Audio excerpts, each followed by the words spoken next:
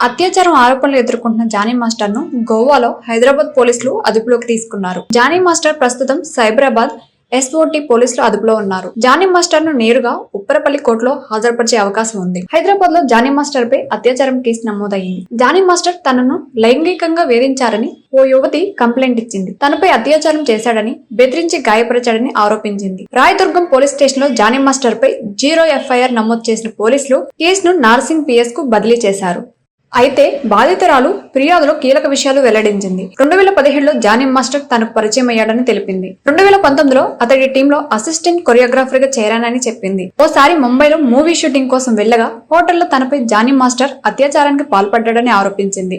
ఆ విషయాన్ని ఎవరికైనా చెబితే ఇక సినీ ఇండస్ట్రీలో ఎప్పటికీ వర్క్ చేయని విధంగా చేస్తానని బెదిరించినట్లు తెలిపింది.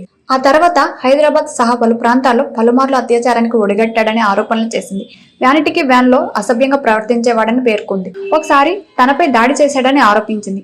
మతం మారి పెళ్లి చేసుకోవాలని ఒత్తిడికి తీసుకురాగా అతడి టీం నుంచి బయటకు వచ్చేశానని తెలిపింది. ఆ తర్వాత అనేక విధాలుగా ఇబ్బంది పెట్టారని చెప్పింది. రీసెంట్ గా కొన్ని రోజుల క్రితం తన ఇంటి ముందు ఏదో పార్సిల్ ఎవరో వేలాడదీశారని పేర్కొంది. కొరియోగ్రాఫర్ జానీ మాస్టర్ అరెస్టుపై స్పందించేందుకు ఆయన భార్య సుమలత నిరాకరించారు.